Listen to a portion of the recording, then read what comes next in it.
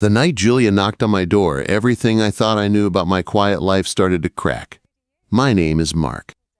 I am 29 years old, and I live in a small, quiet town just outside Eugene, Oregon.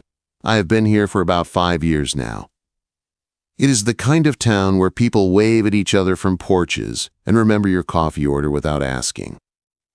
I work as an appliance repair technician at a small shop downtown. Washers, dryers, fridges, dishwashers. Nothing fancy, just honest work. I like it because problems have solutions. You find what is broken, you fix it, and you move on. My house matches my life. One story. Gray paint. White trim. A wraparound porch that creaks when you walk on it. No pets, no roommates, no surprises. Every morning starts the same way. Black coffee. Watering the yellow chrysanthemums in the front yard. Then I head to work. Evenings are quiet. A book. Old vinyl records spinning slowly. I never felt lonely. I felt settled. Across the street lives Julia Evans. Julia is 33. She works as an office administrator at a local insurance firm. Her house faces mine. Where my yard is neat and simple, hers is full of life. Lavender, roses, plants she cares for like they are family. She is friendly, the kind of woman everyone likes. Always polite, always smiling, always bringing cookies to block parties. But I noticed things others didn't. Her smile never fully reached her eyes. Sometimes, at dusk, I would see her standing on her porch, staring into the distance like she was lost in a memory she couldn't escape. There was a sadness about her that felt quiet, but heavy. We started talking a couple of years ago when her garbage disposal broke. She knocked on my door asking for a plumber recommendation. I offered to take a look. Fixed it in 10 minutes. After that, she started calling me for small things. Flickering lights, loose hinges, squeaky doors. I would show up with my toolbox. She would insist on coffee or pie. Our conversations stayed light at first. Weather, work, town gossip. But slowly, they deepened. Books she loved, stories from my job. Sometimes I felt like she wanted to say more, but stopped herself, like she was holding something back. That night in late fall, the air smelled like wood smoke and wet leaves. I had just finished dinner, grilled cheese and soup. I was wiping down the counter, thinking about putting on some music, when I heard a soft knock. No one ever knocked that late. I opened the door, and there was Julia. She was wrapped in a thick wool scarf. Her face looked pale under the porch light. Her eyes were red, like she had been crying. She clutched a knitted blanket to her chest like it was the only thing holding her together. "Mark," she said quietly, "can I come in?" I stepped aside without thinking. "Of course. Are you okay?" She nodded but didn't look at me. She walked into my living room and sat on the edge of the couch. I closed the door, letting the cold air slip inside behind us. I offered her tea. She said yes. Her hands were shaking as she held the mug. The house felt different. Smaller. Tense. "I'm here," I told her. "Take your time." The silence stretched. The clock on the wall sounded louder than usual. Finally, she looked up at me. Her eyes locked onto mine, and something about the way she looked scared me. "I didn't want to be alone tonight," she said, "and there's something I need to ask you." I nodded. "Okay." She took a deep breath. Then she told me everything. Years ago, she had a husband, a little girl, a family. One rainy night, a drunk driver crossed the median. She survived. They didn't. Her voice broke as she spoke. She told me about the emptiness, the silence in her house. How therapy helped, but never filled the hole. How she missed being a mother more than anything in the world. Then she said the words that changed everything. "I want a baby," she said softly, "and I trust you. Would you help me?" The room felt like it stopped breathing. I stared at her, my mind spinning. Help her how? Be the father. The meaning was clear, and it terrified me. She rushed to explain. No marriage, no pressure, She would raise the child herself if I wanted. She just needed someone she trusted. Someone kind. I couldn't speak. My heart was pounding too loud. She stood up quickly. "You don't have to answer. I'm sorry if this was too much." She walked out before I could stop her. The door clicked shut. I stood there alone, staring at the untouched tea on the table, knowing my simple, quiet life would never feel simple again. The days after Julia left my house felt heavy, like the air itself had thickened. I went through my routines, but nothing felt right anymore. The morning coffee tasted bitter. The chrysanthemums in the front yard looked tired, even though I had watered them. At work, I fixed appliances on autopilot. A broken dishwasher here, a fridge thermostat there. Customers talked, and I nodded, but my mind was always somewhere else. It kept replaying in my head. Julia standing in my living room, her shaking hands, her voice when she said she wanted a baby. At night, I lay awake staring at the ceiling, listening to the old fan spin above me. What kind of person even gets asked something like that? What kind of answer was I supposed to give? Saying no felt cruel. Saying yes felt terrifying. Across the street, her house stayed quiet. The porch light came on every evening like usual, but I avoided looking at it. I was afraid that if I did, I would see her standing there again, looking lost. By midweek, I was exhausted. My boss noticed first. He leaned against a counter while I was fixing a dryer and said I looked like I hadn't slept in days. I laughed it off, but my hands were shaking just a little as I tightened the bolts. That night, I finally called my sister. Martha is older than me and lives a couple hours away. She has 2 kids and always sounds calm, even when everything is chaos around her. When she answered, I didn't even know where to start, so I told her everything. The knock, Julia's story, the question that turned my life upside down. She listened without interrupting. When I finished, there was a long pause on the line. "That's a lot," she finally said. "I know." "Do you like her?" she asked. The question stopped me cold. I leaned against the kitchen counter and looked out the window toward Julia's house. The porch light was on, curtains drawn.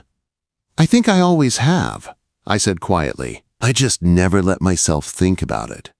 Martha sighed softly. "Then you need to talk to her, not avoid her. Fear doesn't get to decide this for you." After we hung up, I stood there for a long time. The house felt emptier than it ever had before. 2 days later, I finally broke. I sent a simple text. My thumb hovered over the screen before I hit send. "Hey, Julia. I'm not avoiding you. I just needed time. If you still want to talk, I'm here." Her reply came almost right away. "Thank you for saying that." I was scared. I ruined everything. Seeing those words made my chest tighten. The next evening, I saw her outside watering her garden. I crossed the street before I could talk myself out of it. She looked up and smiled, but it was careful. Guarded. "Hey," she said. "Hey." For a moment, neither of us spoke. The air between us felt fragile, like one wrong word could shatter it. She handed me a container. "I made soup. Thought you might like some." I took it, our fingers brushing. "Thanks." We talked about nothing important. The weather, a new coffee shop downtown, ordinary things. But underneath it all, the unspoken question waited. That weekend, I invited her over for dinner. I told her it didn't have to be serious, just food, company. She agreed. I spent the afternoon cooking spaghetti, keeping my hands busy so my thoughts wouldn't spiral. When she arrived, she brought a bottle of wine and a nervous smile. We cooked together, talked, laughed a little. It felt easy in a way I hadn't expected. After dinner, we sat at the table, empty plates pushed aside. The moment had come whether I wanted it to or not. "I've been thinking a lot," I said. She nodded. "Me too." She told me more about her past, about her daughter, about the guilt she still carried, about how the silence in her house felt unbearable. I listened, really listened. Then I told her the truth, that I was scared, that I had never pictured myself as a father, that my own childhood felt distant and lonely sometimes, but also that I cared about her more than I had ever admitted to myself. "I don't want this to be about pity," I said. "If I do this, it has to be real." Quote. Her eyes filled with tears. "That's all I ever wanted, honesty." When she left that night, something had shifted. The fear was still there, but so was something warmer, something hopeful. Over the next few weeks, we spent more time together. Walks in the park, coffee on the porch, long conversations about fears and dreams we had buried years ago. One evening, watching kids play on the swings as the sun dipped low, she looked at me and said, "I don't want to do this alone." I took her hand. "You won't." I didn't say the word father out loud yet, but in my heart it had already started to take shape. A few months passed, and the fear I once felt started to change into something steadier. Julia and I decided to see a doctor together in Eugene. Sitting in that quiet office, surrounded by brochures and soft voices, made everything feel real in a way conversations never could. The doctor explained the process, the options, the timelines. Julia listened carefully, asking questions, her hand resting near mine.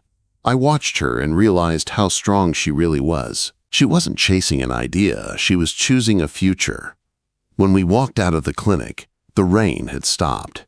The sky was clear, pale blue. Julia squeezed my hand and smiled in a way that finally reached her eyes. "Thank you for coming with me," she said. "Where else would I be?" I replied. We didn't label what we were right away, but it didn't matter. Our days naturally blended together. Movie nights on my couch turned into dinners at her place. I helped her prune the roses in her garden. She helped me sort old records, laughing at my terrible taste in music. Neighbors noticed. No one said much, but the smiles told me everything. Then one afternoon, she called me at work. Her voice was shaking, but there was something bright underneath it. "Mark, can you come over after work?" she asked. "I need to tell you something in person." My heart raced the entire drive home. When I walked into her house, she was standing in the kitchen, hands clasped together. She held out a small white stick. 2 pink lines. I stared at it, my breath caught in my chest. "You're pregnant?" Quote. She nodded, tears spilling over. "The doctor confirmed it today."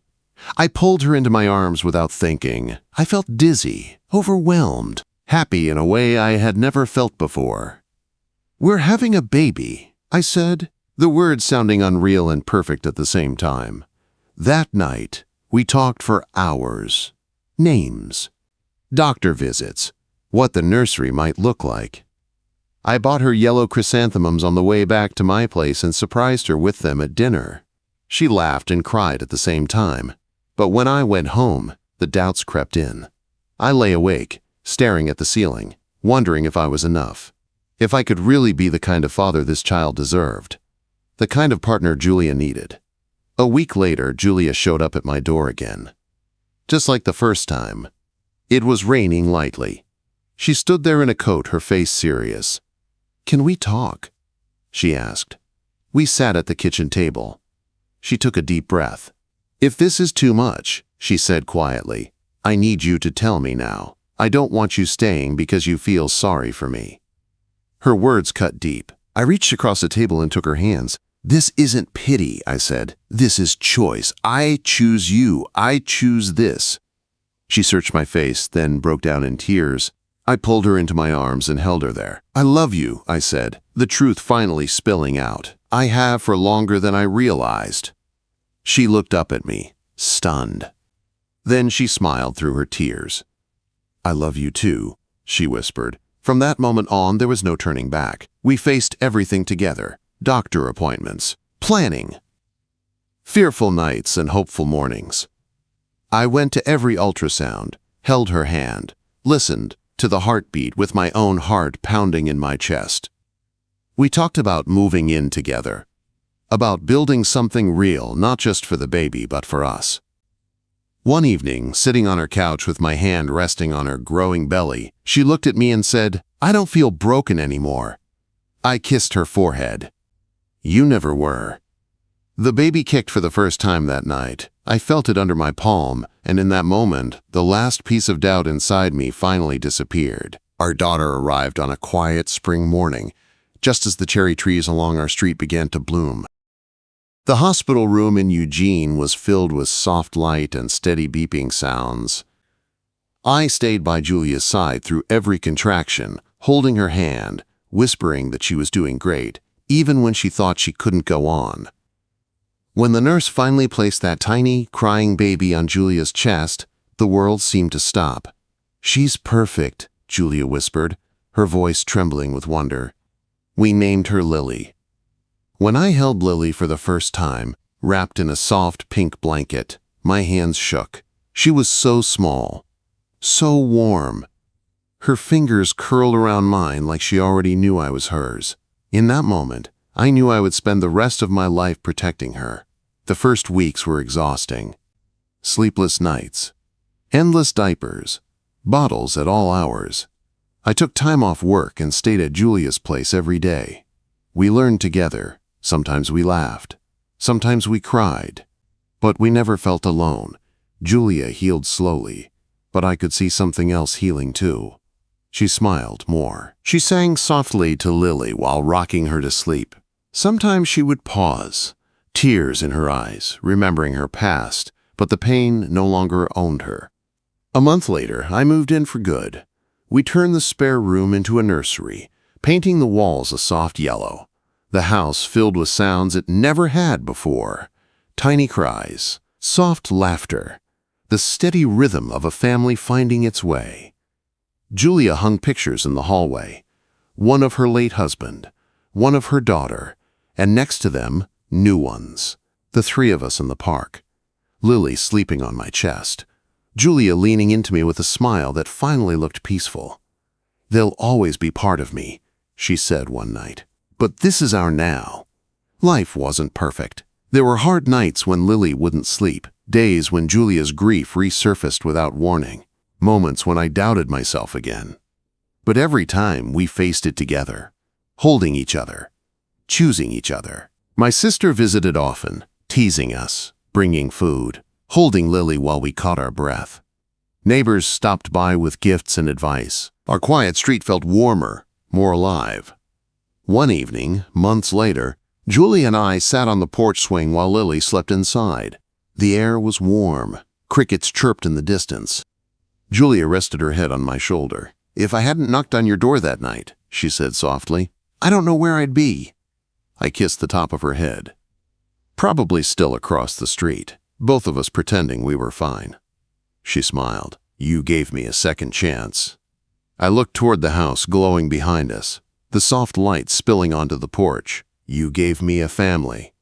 Inside, the baby monitor crackled with Lily's gentle breathing. I held Julia's hand, feeling the quiet certainty settle in my chest. What started with a question I never expected had become the life I never knew I needed. And I wouldn't change a single moment of it.